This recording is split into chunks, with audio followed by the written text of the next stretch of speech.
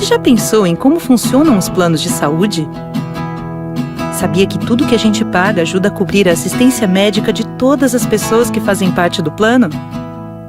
Hoje você pode não precisar, mas a Maria precisou. Amanhã a Maria está curtindo sua gatinha Kitty e você precisou. É assim com o Pedro, a Ana, a Kelly, o Alceu e o Eduardo. É pelo bem coletivo que você também faz parte. É assim que os planos de saúde viabilizam o acesso ao cuidado das pessoas.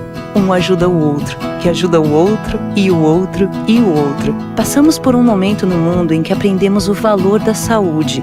E que para ela ser para todos, é preciso pensar no próximo. Pensar no coletivo, o jovem pensando no idoso, o saudável no que corre algum risco, uma corrente do bem, onde o bem ao final é de todos. Todos por todos com muita saúde.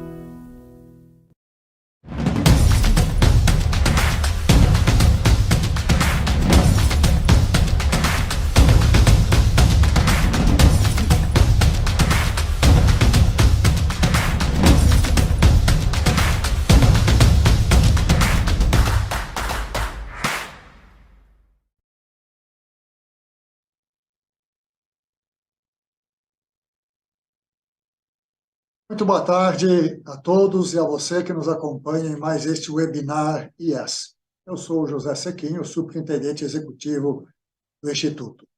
Muito obrigado pela audiência a todos. Estamos ao vivo pelo site do IES, no YouTube, no Facebook. Aproveito para pedir que você se inscreva em nossos canais, deixe seu like.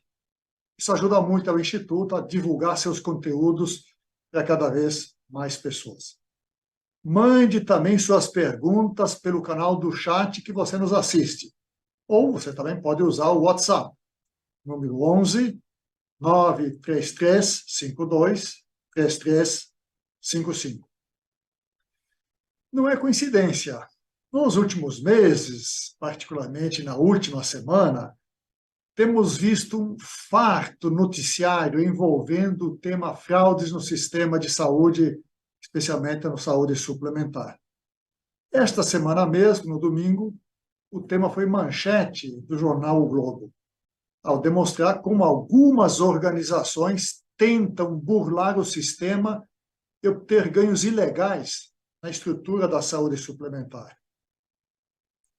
As práticas fraudulentas estão inseridas num contexto mais amplo, no contexto dos desperdícios e abusos no sistema, que prejudicam toda a estrutura, comprometem a saúde financeira e assistencial das operadoras.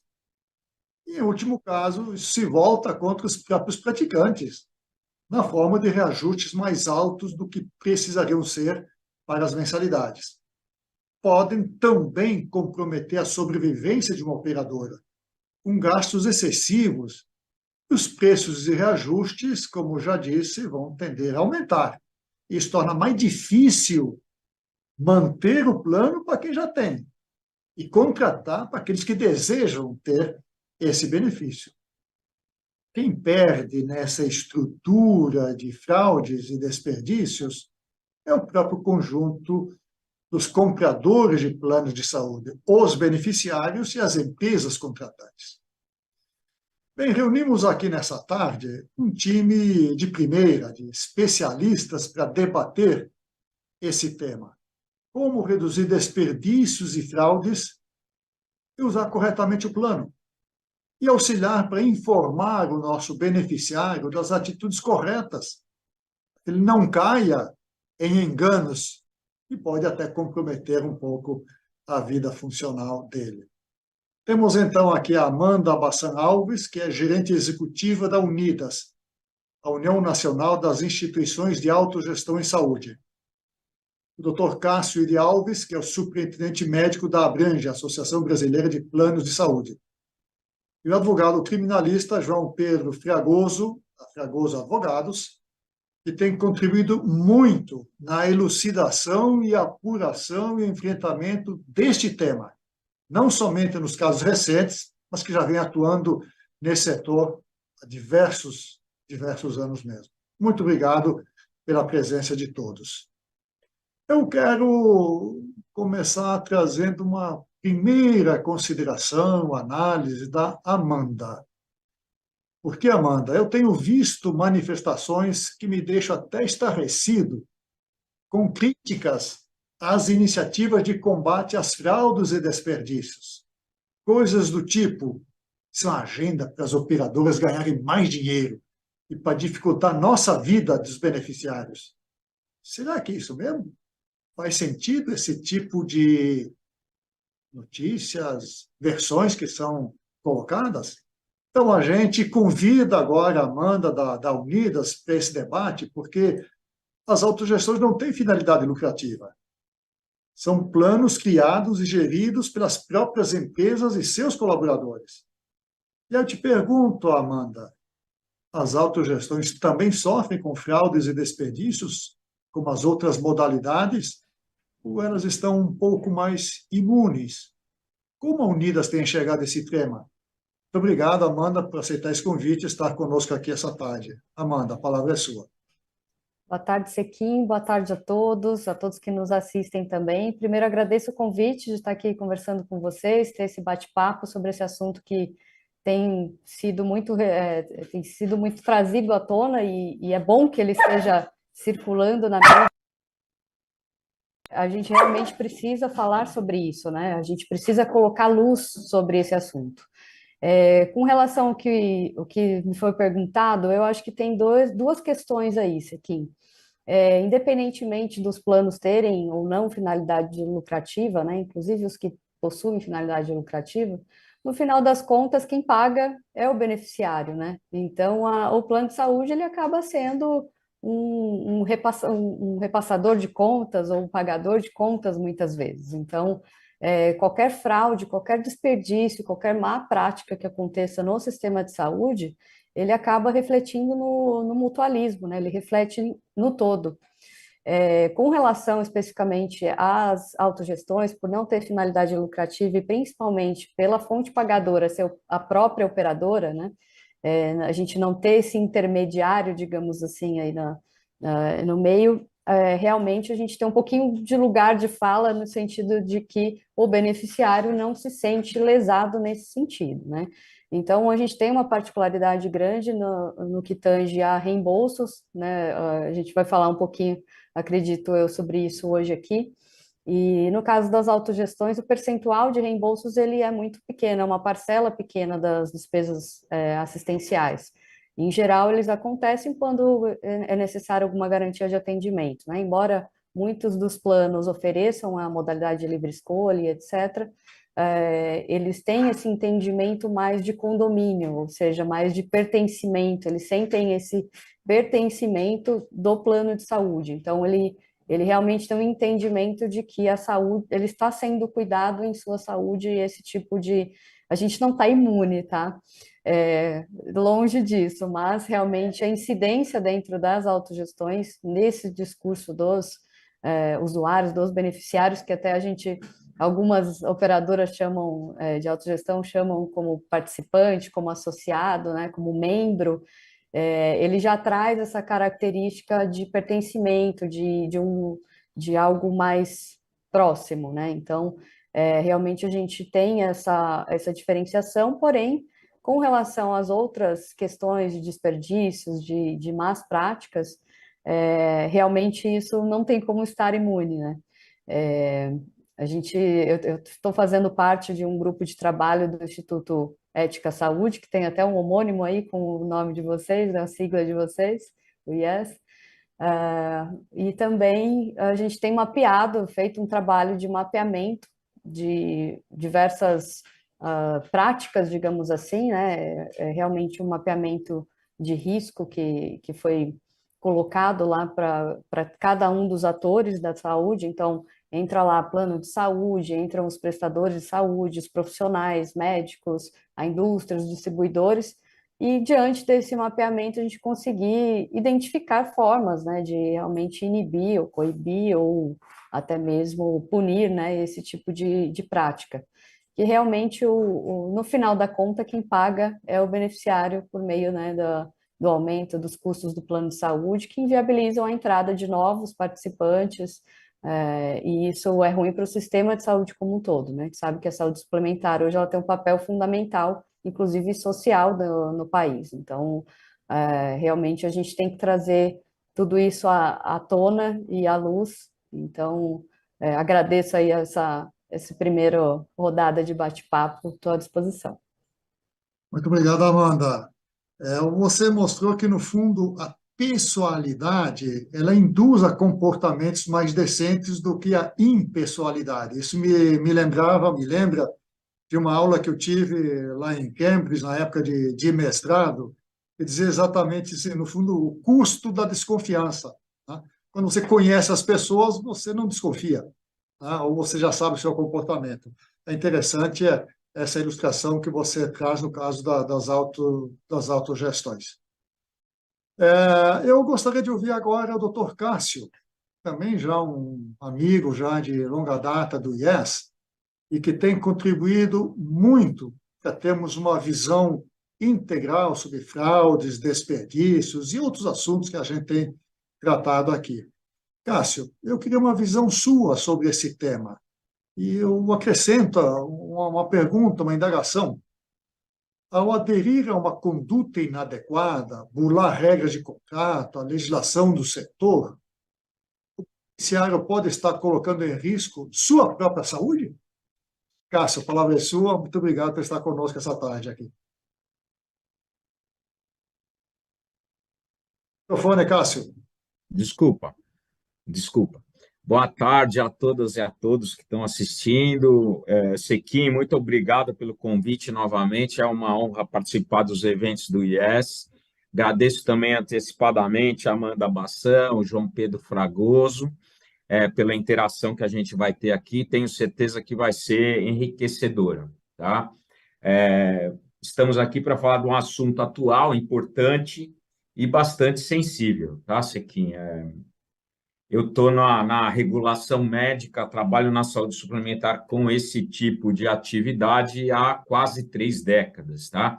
As fraudes e os desperdícios, eles sempre estiveram, a gente sempre conviveu com eles, tá? Eles acontecem, infelizmente, em todas as fases do processo, tá? Desde a contratualização até a apresentação de uma conta superfaturada, tá? O que aconteceu e por que o assunto está tão em voga é que com a popularização aí dos meios digitais, tá? Os esquemas fraudulentos não são mais eventuais, eles não são mais de oportunidade, tá? Eles viraram esquemas fraudulentos profissionais, tá? São verdadeiras quadrilhas, tá? E o cerne, o objetivo desses esquemas o objetivo do fraudador principal é acessar os dados pessoais dos beneficiários, tá? Principalmente login e senha, tá? Lembrando que muitas vezes o beneficiário ele está fragilizado, ele está procurando uma clínica porque ele está doente, ou está com um filho, a mãe, o pai, o esposo, a esposa, um amigo doente, e esses fraudadores se aproveitam dessa fragilidade e, a título aí de facilitação, auxílio, acabam solicitando login e senha de acesso aos meios digitais dos planos de saúde e operadoras, tá? Com isso, o fraudador consegue perpetrar esquemas, às vezes muito complexos, tá? E muitas vezes relacionados aí a uma forma de reembolso. Acho que a gente vai falar bastante disso depois, tá? Essa é uma coisa que está se difundindo demais, tá? O ano passado foi assustador, tá? E a gente precisa realmente deixar esse assunto às claras, precisa orientar, porque muita gente acaba sendo enganada por essas quadrilhas, tá? Um beneficiário, quando adere a isso, tentando responder a sua pergunta, claro que ele coloca a sua saúde em risco, tá? Por quê? Além de ele se submeter a procedimentos desnecessários, muitas vezes esses procedimentos são em excesso, tá? Muitas vezes ele acaba atrasando o diagnóstico real do problema dele, tá? E atrasando o diagnóstico real do problema dele, ele dificulta, atrasa a solução e o tratamento. Esse realmente é um problema bastante sério, tá? E a gente precisa realmente combatê-lo, porque as repercussões saem do próprio sistema de saúde e vão para outros campos da economia. Eu tenho certeza que o João Pedro vai falar isso para a gente, tá? Muito obrigado pela oportunidade, e essa acho que é a minha primeira participação, mas a gente tem bastante coisa para falar ainda. Obrigado, Chiquinho. Você já demonstrou isso, Cássio. Muito obrigado a você.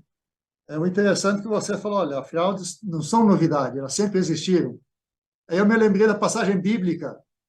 Na Bíblia diz o seguinte, que os filhos do primeiro casal, Adão e Eva, Caim e Abel, um matou o outro.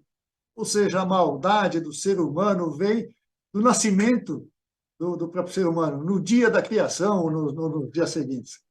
E eu deixei para a gente ouvir agora, por último, a manifestação do João Pedro, porque ele participa do time que tem feito um trabalho muito forte para entender, decifrar, deslinchar, combater essas fraudes na saúde. Então, além de agradecer a sua presença, João Pedro, eu gostaria de te dar um espaço um pouco maior, talvez 10, máximo 15 minutos, que você possa explanar, conceituar essas práticas fraudulentas que vocês identificaram na saúde suplementar. Muitas pessoas não sabem que certas atitudes são irregulares, até porque é muito comum ouvir nos consultórios e clínicas quantos recibos você deseja. Eu mesmo recebi inúmeras situações desse tipo. E agora, mais recentemente, a questão do reembolso assistido. E foi feito para facilitar a vida da pessoa. Mas no meio do caminho se descobriu uma brecha e se montou, acho que é isso que o João Pedro vai contar para a gente, uma verdadeira indústria sofisticada para fraudar, para roubar. Para roubar quem? Os próprios beneficiários. Então, João Pedro, quais são essas condutas e práticas exercidas? Como é que isso afeta o setor de saúde suplementar? Como é que a gente pode enfrentar esse desafio? A palavra é sua, João Pedro. Obrigado, Sequim. Boa tarde a todos. Queria cumprimentar o José Sequim, Amanda Bassan, Cássio Alves, todo mundo que está acompanhando o nosso webinar e agradecer o gentil convite que me foi feito pelo IES e dizer que é um prazer estar aqui com todos vocês. Eu vou começar minha fala com alguns números que mostram como que a fraude afeta esse setor de saúde suplementar, né? Para tornar mais tangível aqui o nosso debate. Então, acho que vocês têm conhecimento que em 2017 o IES publicou uma pesquisa concluindo que quase 20% dos gastos em saúde privada são fraudulentos. Um total de 145 bilhões de reais, 27,8, quase 28 bilhões de reais seriam gastos com fraude, né? E isso tudo, obviamente, tem um custo, né? Então, esse volume que é gasto pelas operadoras indevidamente com essas fraudes, eles geram custos operacionais gigantescos, né? E esse gasto, obviamente, ele é inserido na conta que é paga por todos nós que usamos esse setor, né? Vocês devem se recordar que, algumas semanas atrás, a ANS divulgou o reajuste de planos individuais e familiares, né, de até 9,6%. E o curioso é que isso gerou uma insatisfação tanto aos segurados, né, que acharam que o valor, que esse aumento, esse percentual é abusivo, quanto às operadoras, que também tiveram um prejuízo operacional de quase 12 bilhões de reais no ano passado. E também, portanto, acharam esse percentual aquém do que seria preciso, né? Então, é nítido o efeito nefasto que essas fraudes têm para o funcionamento do sistema, né? E, tratando especificamente aqui das condutas fraudulentas, eu acho que é válido e é até, de certa forma, didático fazer uma distinção em dois grupos, né? As fraudes que são mais simples, e nas quais o beneficiário ele é o próprio autor do crime, e as fraudes mais sofisticadas, em que, via de regra, o beneficiário ele é vítima do crime, assim como a operadora, né? Então, o primeiro caso foi o caso mencionado pelo Sequim na pergunta que ele me fez, que é o caso de divisão de recibo, né? Então, esse é um caso clássico, uma consulta médica que custa R$ 500, a operadora só reembolsa R$ 250, por exemplo, e aí o consultório do médico divide isso em dois recibos, né? Divide esse valor em dois recibos. Tá? Então, apesar dessa ser uma prática comum, que é ofertada pelas clínicas, ela é irregular. Tem um parecer do Conselho Federal de Medicina recente, de 2020, nesse sentido, e isso pode sim configurar crimes de falsidade ideológica e de estelionato. Tá? Uma segunda modalidade que eu acho importante a gente abordar, que é simples também, é a falsificação de recibo, né? Então, quando o próprio beneficiário ele falsifica o recibo de uma consulta médica, uma fisioterapia, uma psicoterapia, para receber o reembolso do plano de saúde, né? E aí, aqui também você tem crime de falsificação de documento particular e de estelionato, né? Uma terceira fraude que é um pouco mais incomum é o empréstimo de carteirinha, né? Ainda assim, ela ocorre, mas é um pouco incomum, que é quando alguém empresta a carteirinha do plano para que outra pessoa, passando-se por ela, faça o procedimento, né? E aí você está diante do crime de falsa identidade e de estelionato. Essas são as fraudes que são mais simples, né? Mas, atualmente, principalmente por conta dessa questão que o Dr. Cássio mencionou, que é muito relevante, que é a digitalização de tudo, né? A gente está cada vez mais diante de fraudes complexas, em que o próprio beneficiário ele é também uma vítima junto com as operadoras, né? Então, primeiro caso que eu queria destacar aqui é o caso do falso coletivo, né? O que é o falso coletivo? É uma fraude praticada por corretores de plano de saúde na elegibilidade dos beneficiários, né? Então, existe uma falsificação do contrato social de uma determinada empresa, né? Falsificação de carteiras de trabalho desses beneficiários, de guias de FGTS, tudo isso para fazer as operadoras crerem que o beneficiário ele é empregado de determinada empresa, para, a partir daí, cobrar dele, né, os corretores, cobrarem valores maiores de prêmio, né? E aí, nesse caso, você tem o beneficiário que também é uma vítima, também está sendo enganado pelo corretor, e você está diante dos crimes de estelionato e falsidade documental, né? Um outro tipo de fraude sofisticada que também a gente tem visto aqui na atuação prática com uma certa regularidade é o que a gente chama de corrupção médica com laboratórios fantasmas, né? Então, como isso funciona? Tem profissionais da saúde que direcionam pacientes a laboratórios que não têm uma instalação condizente, às vezes não tem registro na vigilância sanitária, né? E esses médicos, eles falsificam o estado clínico do paciente, descrevendo condições que às vezes ele não porta, e solicita exames desnecessários em número excessivo, né? O que também, aí fazendo um diálogo com o que o Dr. Cássio falou, às vezes contribui para retardar o real diagnóstico que aquele paciente tem, né? E aí, o que acontece é que esses médicos, depois, né, então, esses exames são realizados, são reembolsados, enfim, e esses médicos, eles recebem uma remuneração por fora do laboratório por terem direcionado os pacientes dele para esses laboratórios fantasmas, né? E aí, aqui também, a gente está diante de falsidade documental, estelionato contra o paciente, e às vezes até associação criminosa entre médicos e donos desses laboratórios, né, sócios desses laboratórios. Um outro ponto também que eu acho importante a gente mencionar, que também está relacionado com o acesso digital, né, que hoje em dia é inevitável e que ele assim, é uma exigência para que a gente possa tornar a nossa vida mais fácil, né? Não tem como a gente abrir mão disso, que é a fraude que ocorre com bancos digitais, né? Então, o que acontece é o seguinte: no primeiro momento, o fraudador ele obtém uns dados de determinado beneficiário, né? E ele cria uma conta de e-mail falsa e uma conta bancária falsa num banco digital, por exemplo, no Mercado Pago, PagSeguro, né?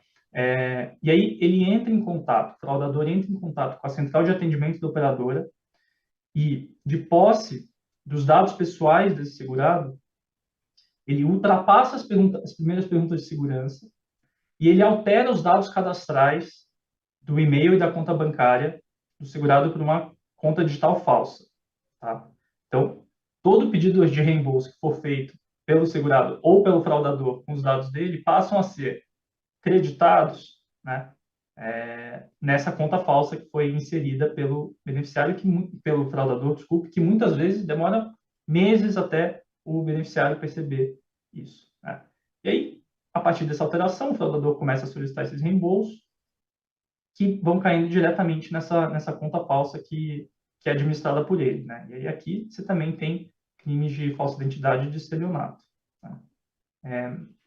A gente também tem visto um crescimento grande de uma fraude que está, inclusive, foi noticiado recentemente, está sendo conduzida pelo Grupo de Atuação Especial de Combate ao Crime Organizado, o GAECO, aqui do Ministério Público de São Paulo, que é a fraude da contratação fraudulenta, né? Que é uma fraude também super complexa e que realmente mostra um aperfeiçoamento do crime, assim, muito impressionante, né? Então, no que consiste essa fraude, basicamente? Os fraudadores, eles abrem diversas empresas de fachada e inserem nessas empresas sócios, que são usados como laranja, que são pessoas, via de regra, de baixíssima renda, né? Que vendem os seus dados, o seu nome, os seus dados para esses fraudadores. No passo seguinte, os fraudadores eles contratam apólices de plano de saúde, os planos de saúde mais caros oferecidos pelas operadoras, e passam a solicitar diversos reembolsos de consultas e exames que teriam sido realizados pelos funcionários nos mesmos dias, em razão de uma suposta mesma condição médica, né? E as consultas, via de regra, realizadas por telemedicina, né? Então, reembolsos são solicitados a todas as operadoras. Então, imagina, a pessoa faz uma consulta de R$300, pede o reembolso, né, em 5 operadoras em que houve contratação do plano de saúde, o fraudador obtém R$1.500 de reembolso, porque esse reembolso é pago em contas digitais falsas abertas pelos fraudadores em nome desses sócios laranja que cederam os dados, né? Então, com isso você cria um ciclo que, até você perceber essa fraude, muitas vezes o o prejuízo já é muito grande, né? E aí aqui você tem claramente crime de organização criminosa, estelionato, falsidade documental e às vezes até lavagem de dinheiro, né?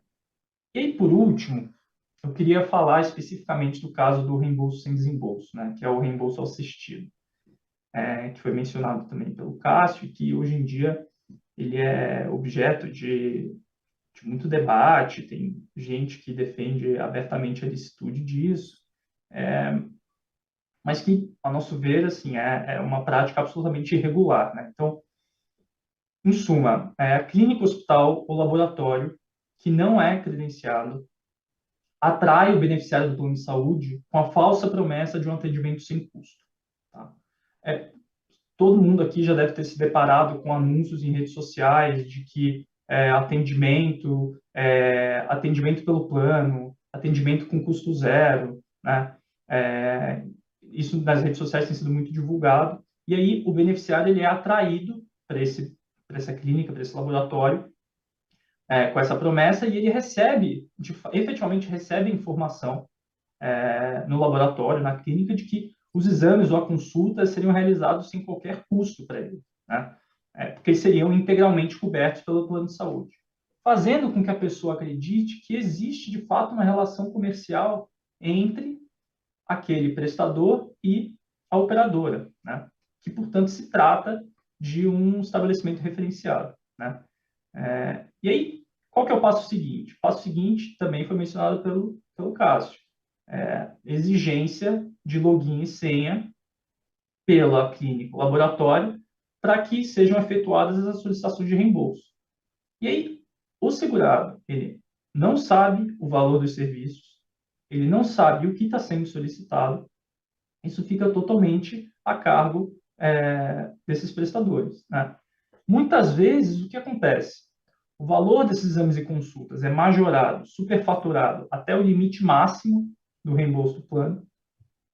E quando o pagamento é liberado, quando o reembolso é efetuado, o prestador passa a exigir insistentemente o repasse do valor do beneficiário. Então, fica importunando, fica ligando, fica entrando em contato.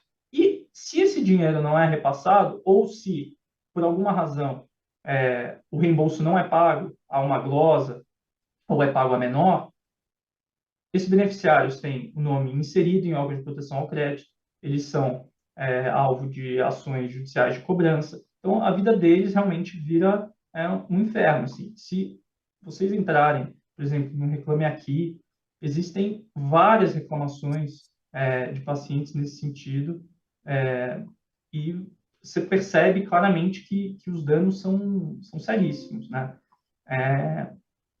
Inclusive, existem cursos na internet ensinando laboratórios e clínicas a agirem dessa forma, né? Então, você tem aqui claramente isso é uma situação, claramente uma situação típica aqui, ou seja, uma situação criminosa, né? Você tem o crime de induzimento de consumidor a erro, que é um crime previsto na Lei 8.137. Você tem estelionato e falsidade documental, que são praticados contra o operador, né? E aí, um minutinho para fechar só esse meu ponto, que é o seguinte. Como as operadoras atentas a isso, elas passaram a ficar mais ligadas na comprovação do desembolso feito pelo beneficiário, né? E aí isso fez com que os fraudadores passassem a praticar crimes ainda mais graves, né? Porque eles passaram a forjar, isso a gente tem visto muito na prática profissional aqui, forjar comprovante de pagamento bancário, falsificando ou depositando em espécie para si próprio, simulando operações bancárias entre beneficiários da clínica, quando, na verdade, às vezes o depósito é feito pela própria clínica para ela própria, com dinheiro vivo na boca do caixa, né? Às vezes o fraudador forja comprovantes de instituição financeira clandestina, né? Empresas não autorizadas a funcionar pelo Banco Central, auto-intituladas fintechs ou bancos digitais, né?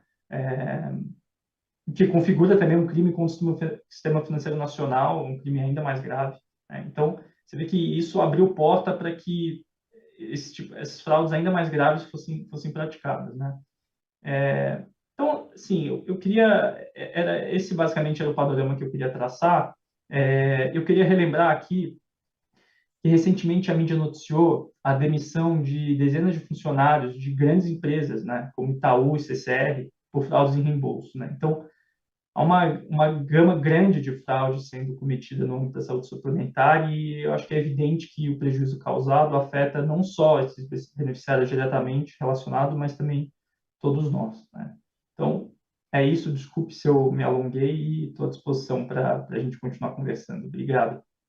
Não, perfeito, João Pedro, você esteve rigorosamente dentro dos 15 minutos. E você mostrou com muita clareza a dimensão desse problema. Um problema de fraudes que muitas vezes envolve o próprio beneficiário, e num dos casos que você contou, nem envolve o beneficiário.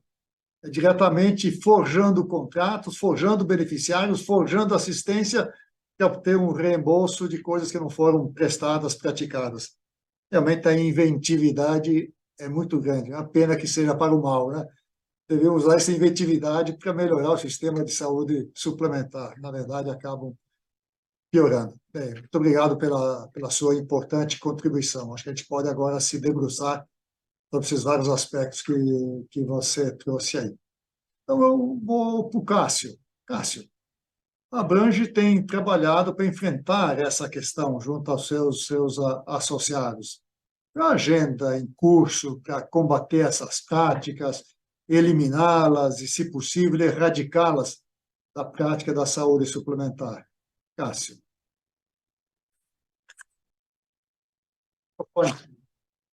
Microfone, Cássio. De novo, eu esqueci o microfone. Eu aprendo, até o final eu aprendo. A gente tem se debruçado bastante aqui na Abrange, tá? Para auxiliar os nossos associados e os nossos beneficiários, tá? Esse é um problema bem grave, tá? Acho que o Dr. João Pedro mostrou aí que extrapola a saúde suplementar, acaba atingindo outros setores da economia, né? E a pessoa, às vezes, se envolve em coisas que ela nem imagina, tá?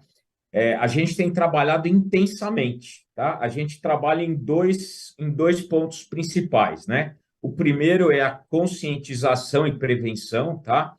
A gente trabalha para informar, esclarecer, orientar sobre o problema, sobre as principais formas de fraude, tá? A gente interage com várias outras associações, tanto associações médicas quanto associações de imprensa, de forma a dar informação para a sociedade, tá? E o nosso segundo foco é a identificação dessas clínicas ofensoras, tá? E tentar reunir indícios para estimular os nossos associados a procurarem os órgãos competentes aí, Ministério Público e outros órgãos policiais, para fazer a denúncia, de forma que se identifique aí o modus operandi das clínicas ofensoras, protegendo os associados, beneficiários e a coletividade como um todo, né? Mantendo a segurança e a sustentabilidade do sistema de saúde. Lembrando aí dos princípios básicos da saúde suplementar, que são o mutualismo e o pacto intergeracional, né? É isso.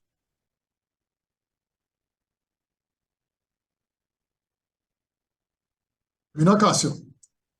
Terminei. A Perfeito, gente ok. fala depois mais um pouquinho. Não, perfeito. É que estava tocando o telefone aqui, eu precisei desligar, que senão ele afeta aqui apenas o meu ouvido, né? Então, eu me distraí por um segundo aí. Não, muito obrigado pelas suas considerações. Eu acho que é muito importante, de fato, informar as pessoas e, em certa medida, sem querer ser pretensioso, ajudá-las na educação, a entender o que é esse sistema. E, no fundo, a grande mensagem que estamos mandando para os beneficiários é algo ruim, desconfie. Aliás, quando eu vou pagar um boleto, sempre vem uma mensagem: certifique-se que esse boleto não seja falso, que é verdadeiro.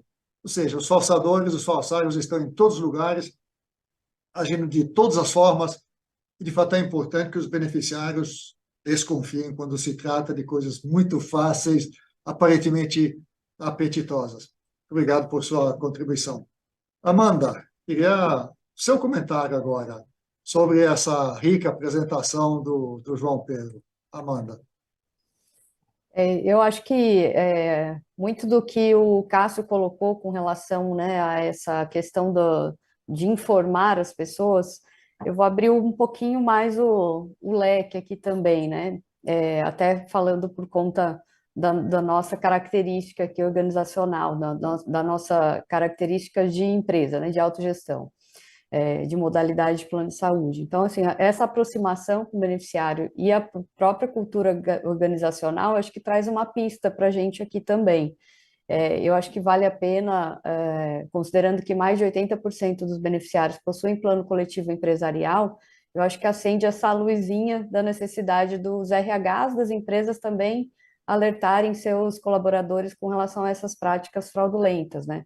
Sejam aquelas cometidas individualmente pelo próprio beneficiário ou aquelas mais sofisticadas que o Dr. João Pedro colocou, referente que em partes, né, também necessitam da interação desse beneficiário, do segurado. Então, eu acho que é muito importante a gente ter aqui, né, algumas formas de como a gente consegue colocar realmente para o público o quanto isso pode ser prejudicial, entrando na questão do mutualismo, etc., que até a Abrange tem feito uma campanha excelente aí nesse aspecto, e que eu acho que a gente tem que realmente informar o quanto que isso é prejudicial, informar o quanto essas práticas são fraudulentas, porque muitas vezes o próprio beneficiário ele não entende aquilo como uma fraude, né? Então, é necessário que isso seja colocado à tona, de fato, e reforço aí as palavras do Cássio nesse sentido. Eu acho que todo esse trabalho que é feito de investigação, ele é importantíssimo, porque assim como a gente vê muitas práticas acontecendo, né, muitas práticas fraudulentas acontecendo nos bancos, em que todo dia a gente acaba vendo aí um noticiário, isso acaba alertando a população e isso também tem que acontecer no âmbito da saúde. Maravilha, Amanda. Esse é um problema que afeta a todos e temos que sempre estar atentos e vigilantes. Ora, por favor, fiquem à vontade também para interagir entre vocês. A gente apenas aqui facilita, estimula a conversa. Fragoso, eu queria voltar a você sobre questões regulatórias, legislativas. Anos atrás, o IES divulgou um trabalho contratado a PwC Brasil, que analisava essa questão das fraudes e concluía que o Brasil não tinha uma legislação específica para tipificar condutas fraudulentas como crime na iniciativa privada. No setor público, a coisa é um pouquinho diferente em relação a esse aspecto. Como é que você analisa essa questão jurídica, da legislação, das normas? Porque eu imagino que o nosso estudo falava sobre isso, é uma falha sistêmica do Brasil, independentemente do setor de atividade, que outros países já superaram, alguns deles já têm legislações mais severas sobre esse tema. Concorda com isso? Qual é a sua visão em relação a esse problema normativo para tipificar condutas fraudulentas? João Pedro.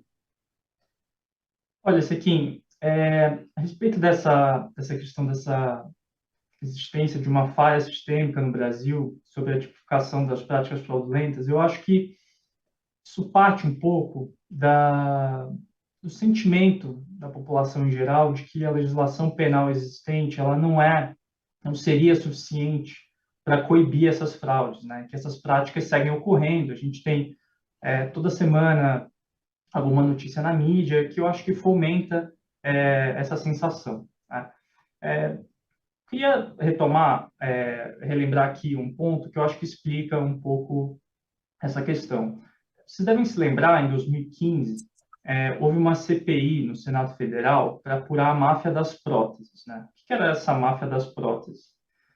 Em resumo, os médicos eles indicavam procedimentos de alto risco, desnecessários aos pacientes, para receber comissões em cima dos OPMS que eram adquiridos com preços superfaturados para realização dessas cirurgias, né? Então, na esteira dessa CPI, foram apresentados dois projetos de lei, no mesmo ano de 2015, que tem por objetivo justamente a criação de novos tipos penais, novos crimes, para abarcar situações de fraude no mercado de saúde suplementar, né? Eu vou mencionar aqui brevemente esses projetos de lei. O primeiro deles é o 2452 de 2015, que prevê a inclusão de um novo crime no Código Penal, que é o crime de fraude médica. Eu vou ler aqui. Seria realizar tratamento terapêutico que sabe ser desnecessário, envolvendo a colocação do dispositivo médico implantável. A pena é de 2 a 4 anos de prisão e, se do tratamento resultar morte, essa pena sobe para 6 a 15 anos de prisão, tá? Outro projeto de lei, que é o 221 de 2015, prevê uma nova modalidade de estelionato, que é a fraude na estipulação do valor do dispositivo, né? E o tipo penal seria o seguinte, vou ler aqui: obter vantagem pelo encaminhamento de procedimentos, pela comercialização de medicamentos, próteses ou implantes de qualquer natureza, cuja compra decorra de influência direta em virtude de sua atividade profissional, e a pena de 3 meses a 1 ano de prisão e multa. Então, esses projetos de lei, eu acho que mostram esse anseio social na tipificação, ou seja, na previsão de novos crimes com hipóteses especificamente relacionadas ao setor de saúde suplementar, tá? De outro lado, Sequinho, eu queria fazer um contraponto aqui a essa ideia de que não haveria legislação específica no Brasil para tipificar as práticas fraudulentas como crime, né? Veja que na minha fala anterior, eu expus brevemente as principais fraudes que afetam o setor. Eu fiz questão de mencionar os crimes que se enquadram em cada uma dessas condutas praticadas, né? Então, falei de estelionato, falsidade ideológica, falsidade documental, organização criminosa, etc., né? Então, eu acho que, em linhas gerais, as situações de fraude na saúde suplementar, elas podem sim e já são enquadradas em crimes que já estão previstos na nossa legislação. E eu aqui, na minha atuação como advogado, vejo que isso ocorre na prática de fato, né? Eu acho que o problema principal que nós temos, na verdade, é na efetiva investigação desses crimes e responsabilização dos autores, né? Eu acho que, nesse ponto, de fato, há muito a ser feito. Não, perfeito. É muito bom você dar esse esclarecimento. De todo jeito, eu acho que, eu queria até ouvir sua opinião sobre isso, que esses projetos que foram iniciados no calor daquela marca das próteses precisam continuar. Ou você acha que a legislação existente dá conta desses aspectos, tipo criminalizar, receber e pagar comissões para indicar determinados equipamentos, materiais, etc. Eu, até onde eu tenho, não sou dessa área do direito, mas me parece que são necessários esses projetos de lei. É isso mesmo, Fragoso, ou não? Eu acho que é bem-vindo. Eu acho que é bem-vindo ainda que a gente possa enquadrar essa conduta, eventualmente no estelionato, eu acho que é bem-vindo que haja uma especificação melhor do tipo penal, que abranja especificamente essa hipótese aqui, prevendo uma modalidade, uma quantidade de pena diferente. Eu acho que isso passa um recado e acho que fomenta a diminuição dessa prática. Então, eu concordo, eu acho que isso seria de bom tom que tivesse prosseguido, né? Isso claramente foi algo que surgiu na esteira daquela CPI por conta da histeria do momento, mas acho que seria de bom alvitre que isso tivesse continuado e efetivamente tivesse ocorrido a entrada em vigor da lei. Perfeito. Eu acho que para que um projeto de lei ande no Congresso, especialmente projetos supostamente antipáticos, como criminalizar condutas, estabelecimento de penas, etc., tendem a não andar se não houver um envolvimento forte, decidido, um trabalho continuado do próprio Executivo. Sem essa ação, eu acho que não prospera. Mas para que o Cássio não canse sua mão levantada e já pedindo para ligar o microfone, Cássio, sua observação. Não, só para complementar o que você disse, Sequinho, o que o Fragoso também disse, tá? Eu também tenho a impressão que a gente precisa ter novos meios de combater a fraude aí. A legislação precisa evoluir nesse ponto, tá?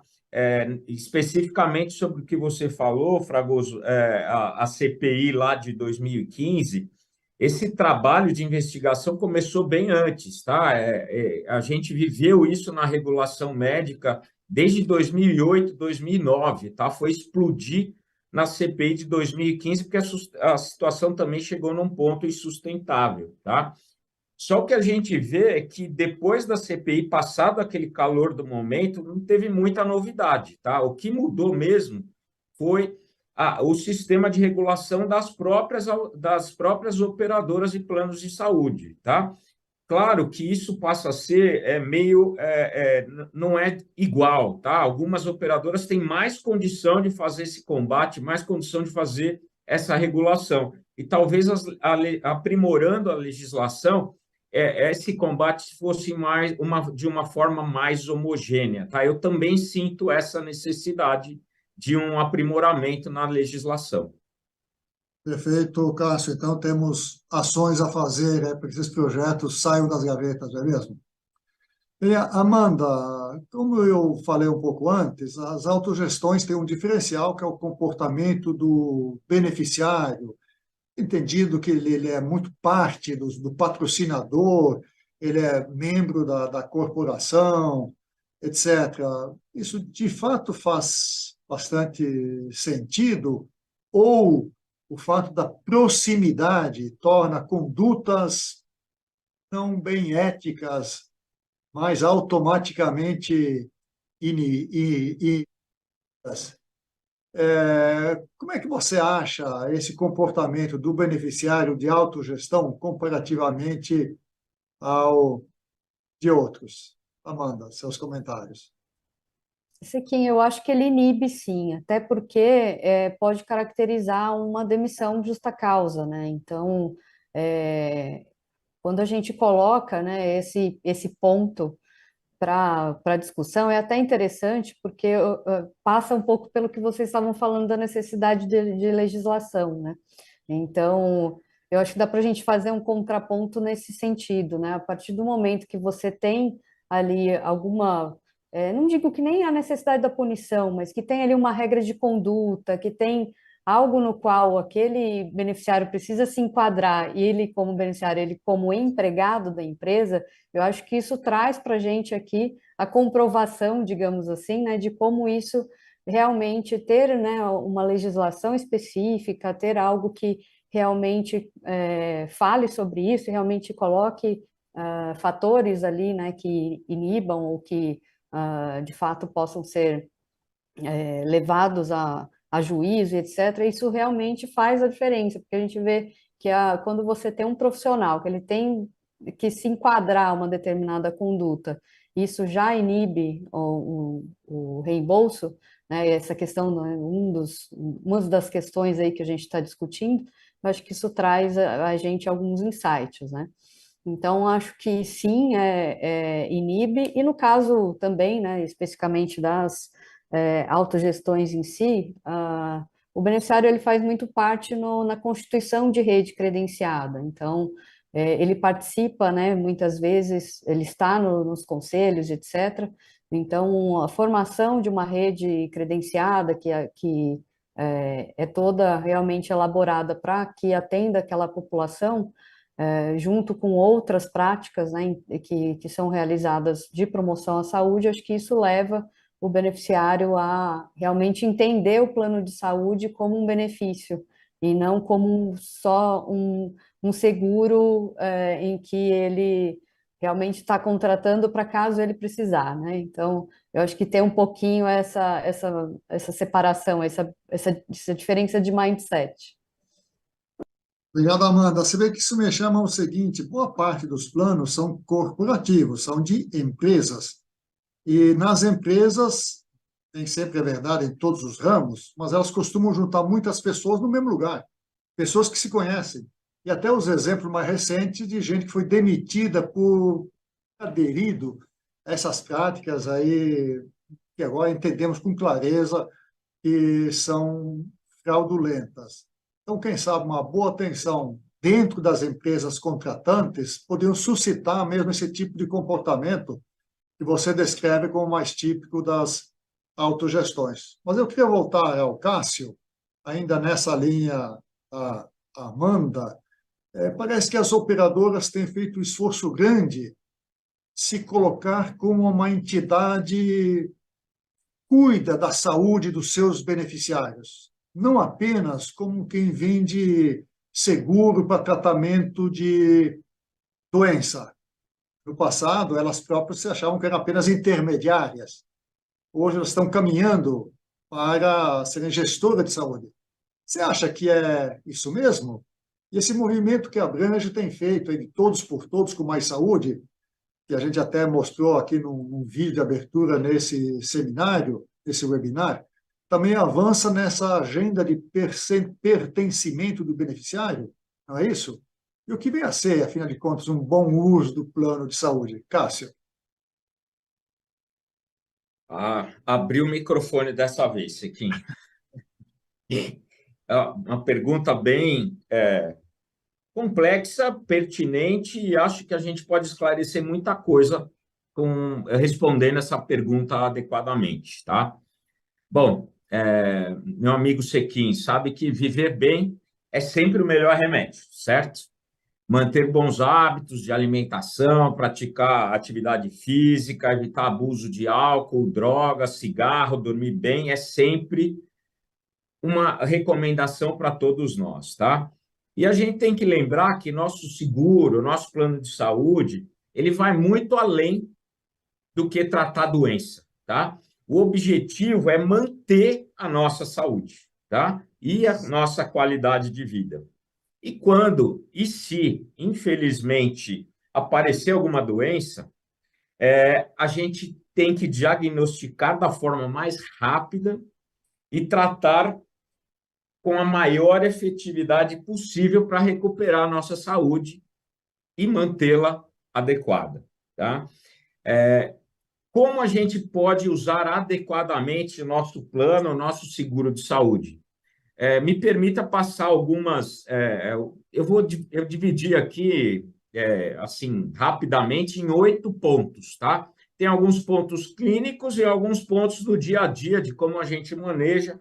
E eu vi aqui no chat que tem uma pergunta da Lisandra. Eu acho que dentro desses 8 pontos a gente consegue responder a pergunta dela, tá? Se me permite, eu vou passar esses 8 pontos aí que eu acho importantes, tá? Alguns clínicos, por exemplo, primeiro, procure conhecer seu histórico de saúde, tá? Mantenha uma lista com os medicamentos que você faz uso, cirurgias e tratamentos e internações que você eventualmente já tenha passado, tá? Guarde os seus exames mais antigos, eles são muito importantes. Leve os seus exames recentes à sua consulta médica, tá? Eles podem ajudar a antecipar o seu diagnóstico e o tratamento de algum problema que você possa ter, tá? Procure saber sobre o seu histórico familiar, sobre doenças oncológicas, doenças crônicas e tratamentos que seus familiares têm. Muitas das doenças são genéticas, tá? O meu segundo ponto procure sempre os canais de comunicação disponibilizados pelo seu plano de saúde e operadora, tá? Terceiro ponto, tente sempre aderir aos programas de atenção primária à saúde, medicina preventiva e acompanhamento de doenças crônicas que seu plano, seu seguro, sua autogestão oferecem para você, tá? Isso ajuda bastante a manutenção da sua saúde e evitar doenças, tá? 4, procure o pronto-socorro somente quando for necessário, em situações de urgência e emergência, tá? Isso é para sua própria segurança, tá? A maioria dos problemas você pode resolver em uma consulta eletiva.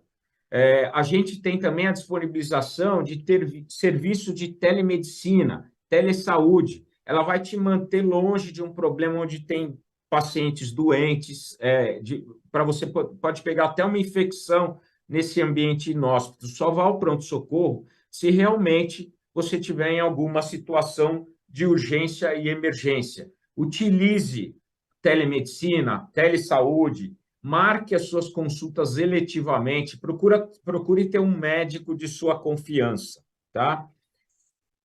6, agora vamos para os problemas mais administrativos, tá? Cuide da sua carteirinha, tá? Não empreste a sua carteirinha. Não faça mau uso dela. Lembre que é a partir dela que você tem acesso ao seu plano, ao seu seguro, tá? Que vai cuidar da sua saúde. Outro ponto, 6º, ajude a combater desperdícios e fraudes, tá? Quando você passar em consulta, verifique aquela guia que você está assinando, tá? Verifique se os procedimentos que estão lá, eles foram realmente realizados, tá? Isso é muito importante. Isso é importante, inclusive, para o seu histórico, tá? É importante você saber o que foi feito, tá? O que você fez, quais são os seus problemas, tá? O 7º ponto, não aceite ofertas para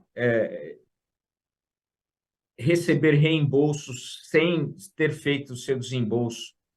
Escute aí o que o doutor João Pedro falou, tá? Você pode participar de uma fraude no momento de fragilidade e se envolver com problemas que vão muito além do seu plano de saúde, tá?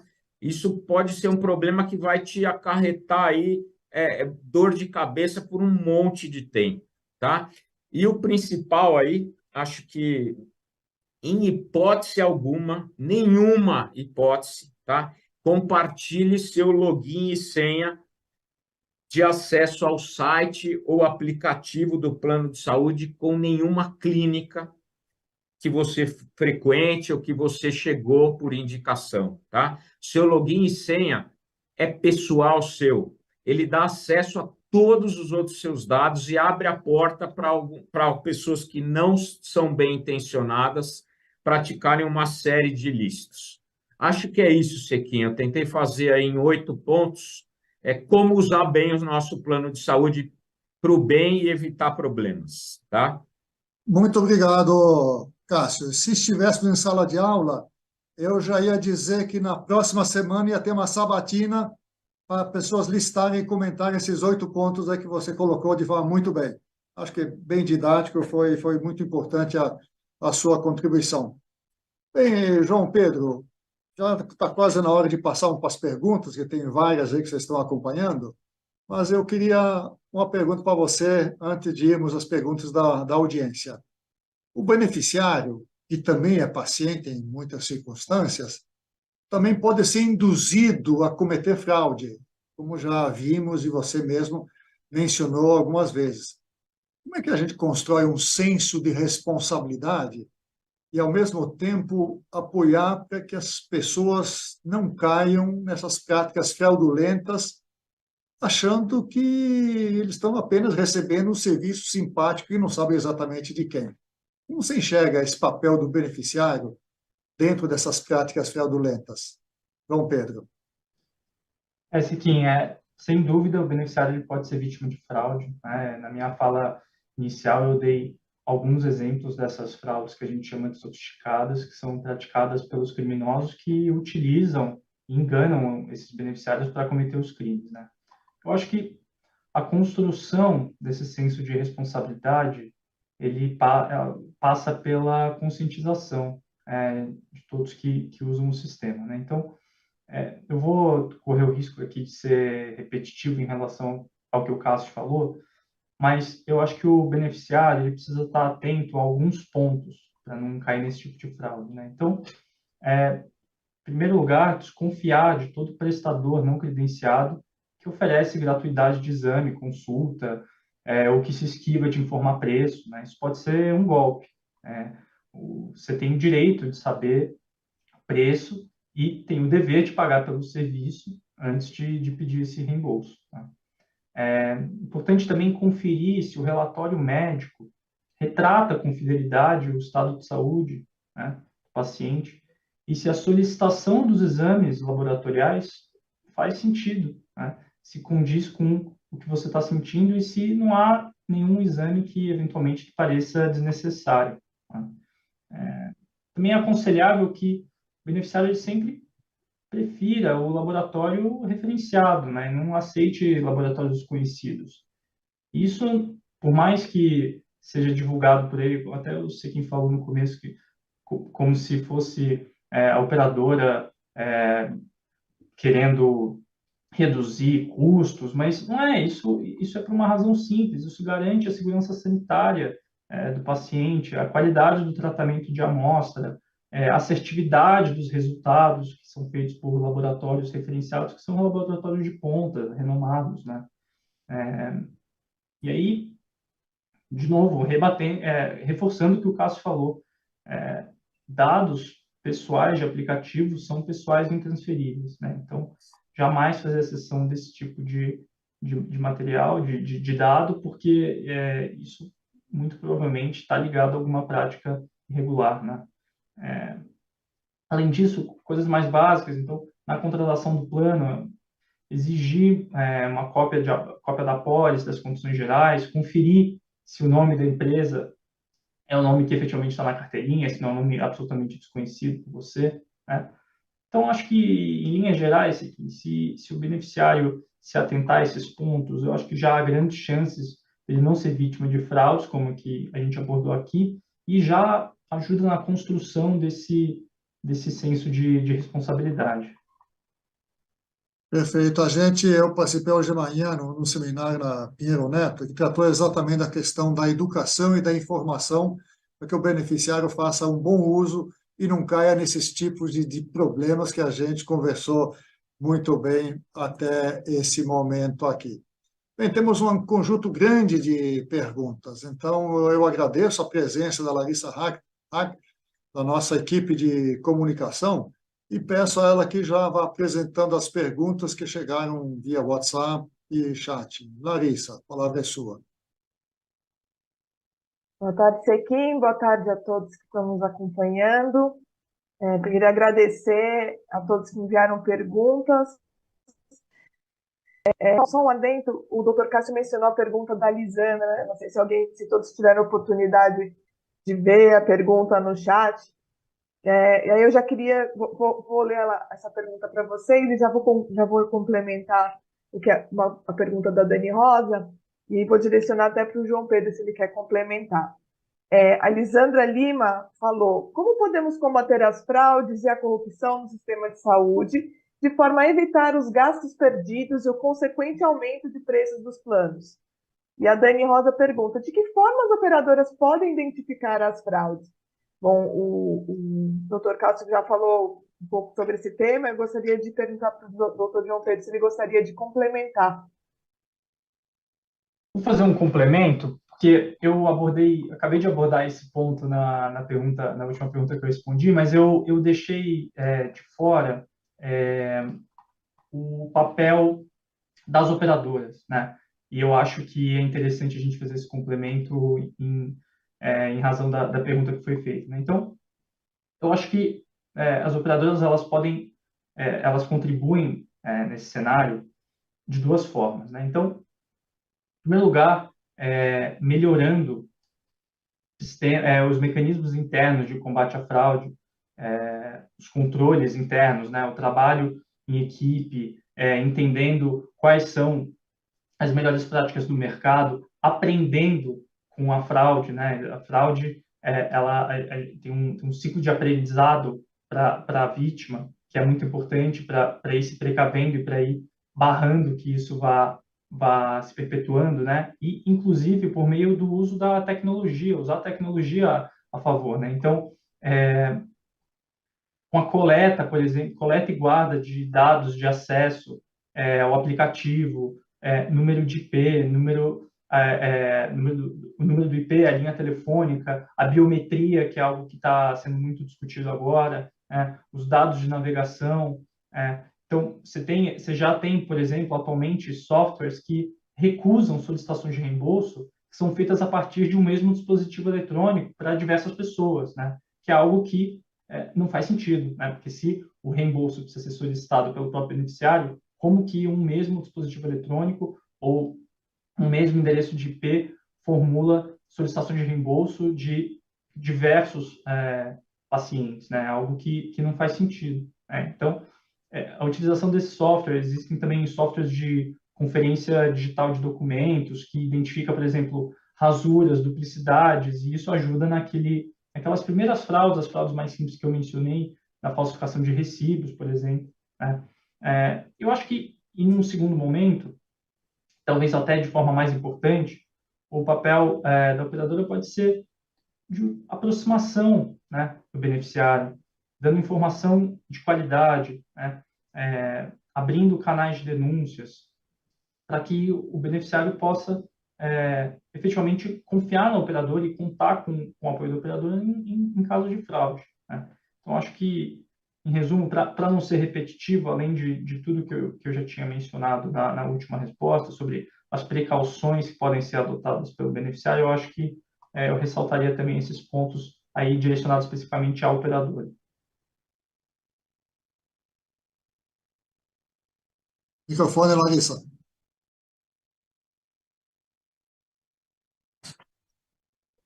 Me desculpem. Obrigada, doutor João Pedro. Não é só o doutor Cássio que esquece o microfone, eu também esqueço. Peço desculpas. Obrigada, doutor João Pedro. Agora, vou seguir com você, porque depois a gente tem algumas outras perguntas que falam também sobre essa prática do reembolso por desembolso.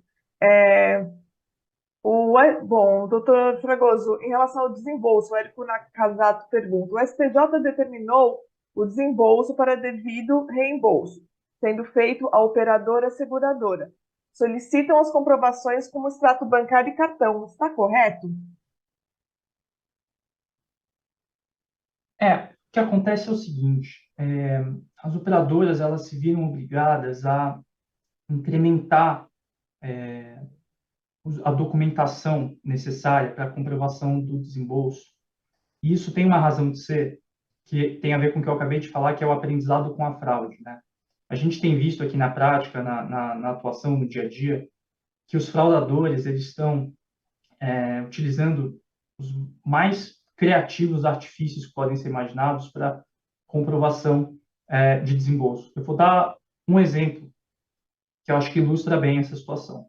Tem um determinado laboratório que faz depósitos em dinheiro até R$ 2.000, que não exigem a identificação do depositante, para a sua própria conta, tá? E aí, então, você imagina o seguinte: na gaveta do laboratório tem uma pilha de comprovantes de depósito em dinheiro para o laboratório, né? O que a gente viu num caso concreto? No momento de formular a solicitação de reembolso em nome do paciente, a pessoa vai do laboratório, vai pinçando esses comprovantes, junta na solicitação de reembolso e fala o seguinte: olha, está aqui a comprovação de que o beneficiário fez o pagamento de R$ 10.000 a título de exame. Ele fez aqui, ó, um depósito em dinheiro de 2.000, um de 1.000, um de 1.500, outro de 1.800, até dar 10.000, né? É uma coisa que não faz sentido nenhum, uma coisa que, enfim, foge à lógica, que não é uma prática que as pessoas têm hoje em dia. As pessoas não andam com esse volume de dinheiro, as pessoas não fazem depósito em boca de caixa, né? Então, tudo isso, enfim, e está sendo apurado uma fraude nesse caso. Tudo isso para falar que existe uma razão de ser para as operadoras elas serem mais rígidas na comprovação do desembolso, né? Isso tem uma razão de ser, infelizmente. Não é uma arbitrariedade, isso não veio do nada, ninguém tirou isso da cabeça sem razão, né? Isso realmente foi uma resposta necessária ao aprimoramento, infelizmente, o aprimoramento das fraudes que a gente tem visto. Então, acho que está respondido.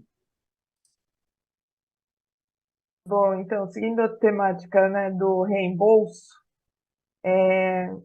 o doutor Alberto Ogata, ele mandou uma pergunta aqui, ele menciona a sua apresentação, doutor João Pedro, que falou bastante sobre reembolso.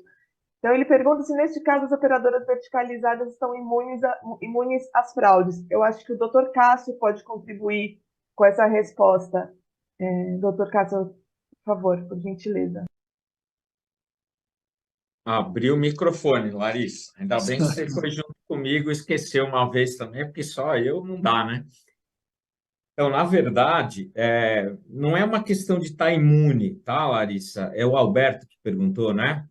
Então, Alberto, depende muito. O que acontece? É muito importante, às vezes, como médico e tal, a gente não entende muito a diferença entre um plano de saúde, um seguro-saúde, uma autogestão, uma cooperativa, como isso funciona, quando é possível reembolso e quando não é possível reembolso, tá?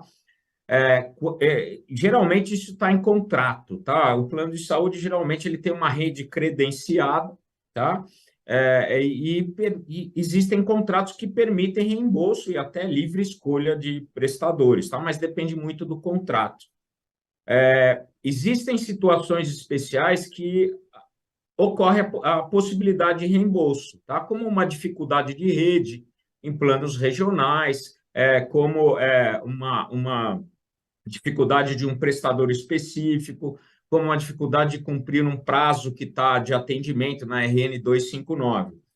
Claro que as operadoras que têm, que são mais verticalizadas, elas vão oferecer menos contratos que exista a possibilidade de reembolso, tá? Nesse sentido, se ela não tiver nas exceções, realmente ela fica um pouco mais imune a essas fraudes relacionadas com o reembolso. Eu não sei se eu respondi, mas posso complementar se for o caso. Cássio, só colocando aqui mais uma situação, né? A questão delas serem grandes empresas, né? Grandes operadoras de saúde, eu acredito que acaba sendo impossível estar imune, né, Cássio? Porque bem que a gente gostaria que todos estivéssemos imunes, né? Mas o fato delas serem empresas de grande porte, né? Operadoras de grande porte, isso é praticamente impossível, né? Eu queria até aproveitar aqui para ampliar o debate nesse sentido, né? Você acha que a digitalização trouxe isso? A gente viu alguns dados nessa reportagem que o Sequim iniciou aqui a nossa fala, né? Colocando, e eu acho que a digitalização, embora ela seja algo muito positivo, né? E isso realmente a gente viveu muito isso de forma acelerada agora com a pandemia, a gente percebeu que também houve um salto de 80% pelo que se coloca aí até foi um levantamento feito pela Abrange, né? Então, esse aumento aí, ele também está um pouco ligado a isso, né? Esse movimento de digitalização?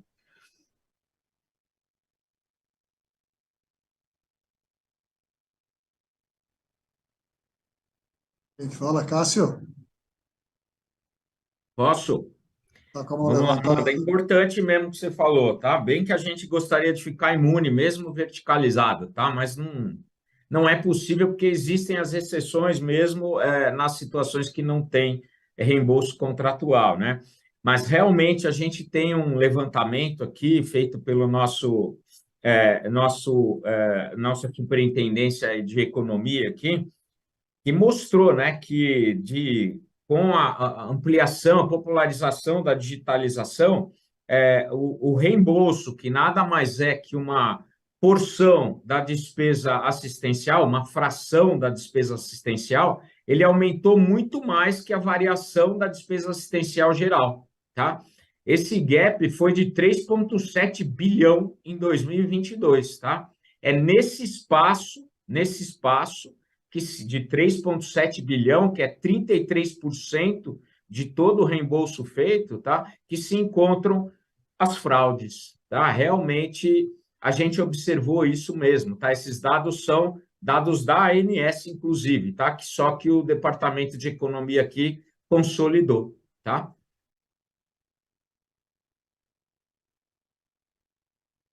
Muito obrigada, doutor Cássio. Amanda, já que você resolveu participar nessa última questão, já vou direcionar a próxima pergunta que é para você. E eu já me despeço, vou fazer essa última pergunta e já vou me despedir, porque nosso tempo já é curto, né? Vamos lá, Amanda. Como as autogestões estão usando tecnologia para promover a responsabilidade do beneficiário para também cuidar da saúde? A presença do patrocinador na gestão do plano, que é também o patrão, gera outro comportamento na promoção da saúde? Eu agradeço pela pergunta. Realmente, né? Eu vou começar do contrário, tá? Da última para a primeira. Eu acho que com certeza ter a presença do patrocinador junto com os seus beneficiários, essa proximidade, gera um outro comportamento de promoção à saúde, até porque as autogestões ela tem uma carteira com baixa rotatividade. Então, o que isso significa, né? Esse beneficiário ele fica por muito mais tempo dentro das autogestões. E isso faz com que seja possível fazer essa integralidade do cuidado, né? Ou seja, você acompanhar a saúde daquele beneficiário ao longo de uma determinada jornada. E até falando um pouquinho de jornada, né? Hoje o uso da tecnologia é fundamental para conseguir promover essa responsabilidade do beneficiário, esse engajamento para que ele cuide da sua saúde. Então, hoje existem diversas formas, né, de fazer isso, mas esse acompanhamento próximo, né, com o beneficiário, ele é muito feito por aplicativos, por WhatsApp, isso acontece também dentro das autogestões por uma questão de capilaridade, de conseguir atingir aí a população. Só que já existia esse cuidado sendo realizado, né? As autogestões, elas são precursoras do modelo de atenção com acesso via atenção primária na saúde suplementar. Então, por esse motivo, existe um mindset criado. Então, a tecnologia ela vem para impulsionar, vem para auxiliar que essa jornada, de fato, aconteça, né? E aí, acho que isso faz toda a diferença aí no âmbito do que a gente tem trazido para a conversa aqui, mas, de qualquer forma, ela ainda é uma das formas só, né? Não existe uma bala de prata aqui, se a gente fosse, né, poder escolher, né, algo para ver o que a gente pode sair daqui, como que a gente pode combater as fraudes na saúde suplementar.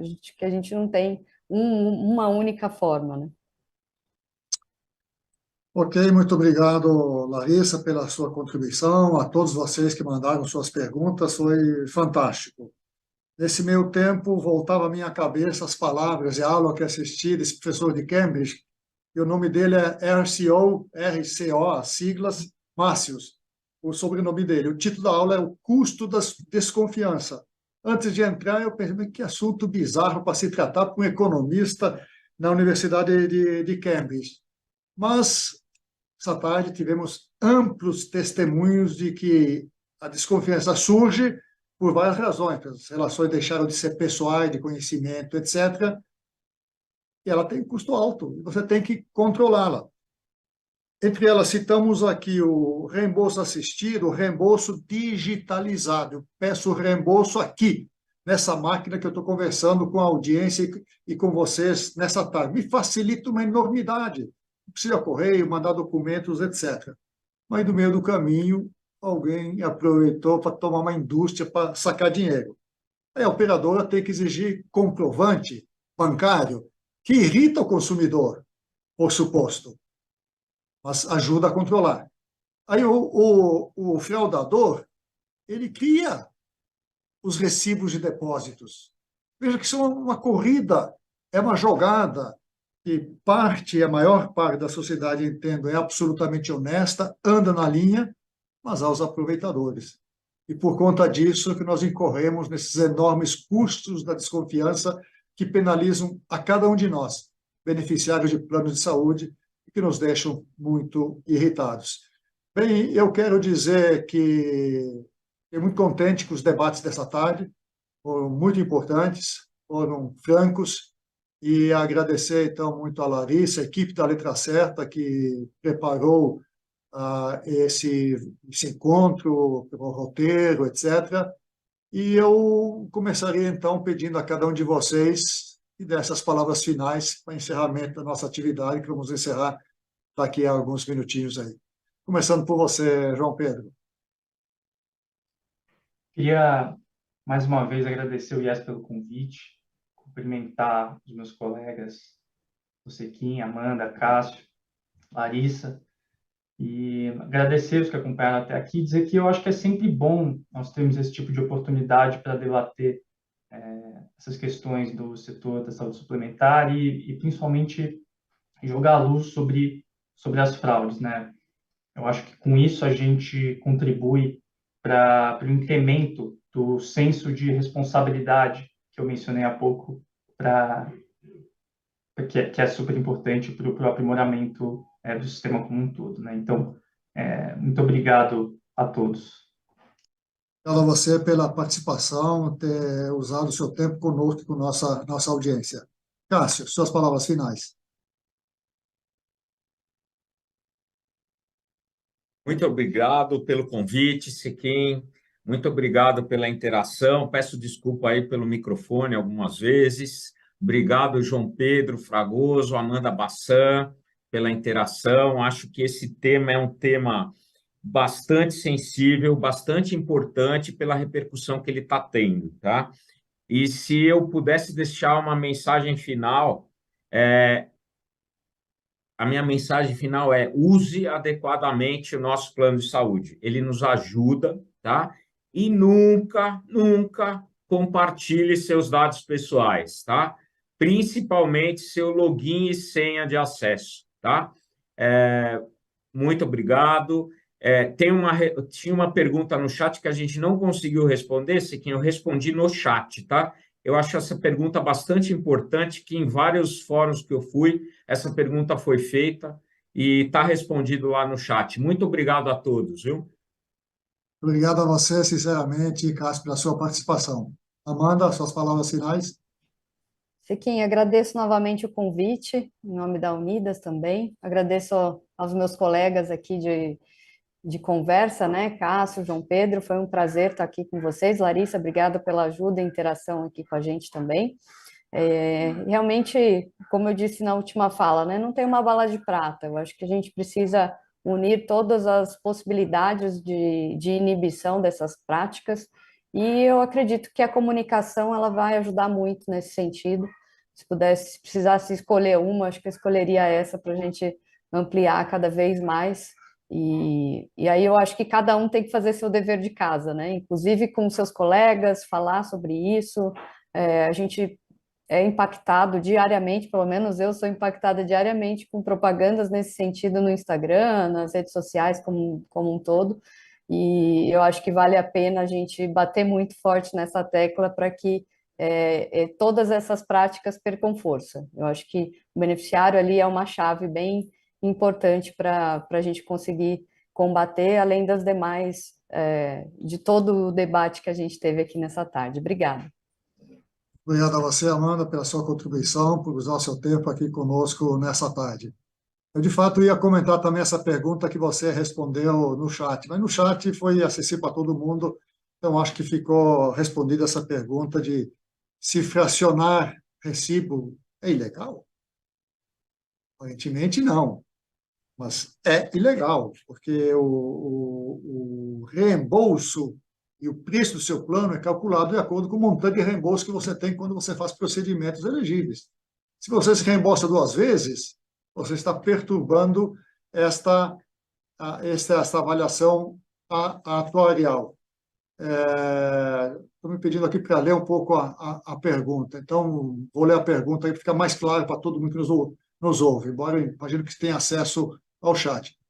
Do Danilo Souza: tenho muita dificuldade em aceitar que uma cobrança médica não possa ser dividida em vários recibos. Talvez a raiz do problema esteja no valor extremamente baixo do reembolso previsto em contrato. Se a operadora pagasse o valor do reembolso, o mesmo de sua tabela para os prestadores, esse problema não seria atenuado? Eu acho que a resposta foi clara, tanto a do Cássio quanto a dos outros. Veja, você pode escolher planos com reembolsos altos. Você pode escolher planos, eu imagino que existam, que reembolsa 100% de qualquer despesa. Você está disposto a pagar o que custa um plano desses? Essa é a pergunta. Então, o montante de reembolso, você lembrou bem, Danilo, está previsto no contrato. Então, quando você assinou o contrato, você sabia qual era o montante do reembolso. E o valor reembolsado não dá direito a ninguém a buscar uma segunda e um terceiro reembolso para o mesmo tipo de procedimento. Isso é romper o equilíbrio atuarial daquele serviço. Bem, Danilo, espero que você entenda essa situação, embora a sua indignação também seja compreensível. Eu queria agradecer muito a cada um de vocês que acompanhou e participou desse debate hoje à tarde, a João Pedro, ao Cássio, a Amanda, e a cada um de vocês que assistiu à distância e esteve conosco durante essa hora e meia. O IES agradece a todos. Lembro que esse webinar, assim como todos os anteriores, está disponível na íntegra, a partir de agora, nos nossos canais. Muito obrigado a todos. Até a próxima.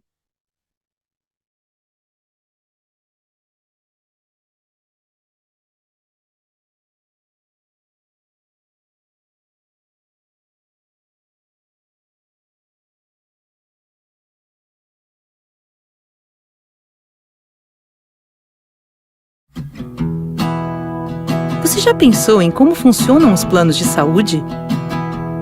Sabia que tudo que a gente paga ajuda a cobrir a assistência médica de todas as pessoas que fazem parte do plano? Hoje você pode não precisar, mas a Maria precisou. Amanhã a Maria está curtindo sua gatinha Kitty e você precisou. É assim com o Pedro, a Ana, a Kelly, o Alceu e o Eduardo. É pelo bem coletivo que você também faz parte. É assim que os planos de saúde viabilizam o acesso ao cuidado das pessoas. Um ajuda o outro, que ajuda o outro, e o outro, e o outro. Passamos por um momento no mundo em que aprendemos o valor da saúde. E que para ela ser para todos, é preciso pensar no próximo. Pensar no coletivo, o jovem pensando no idoso, o saudável no que corre algum risco, uma corrente do bem, onde o bem ao final é de todos. Todos por todos com muita saúde.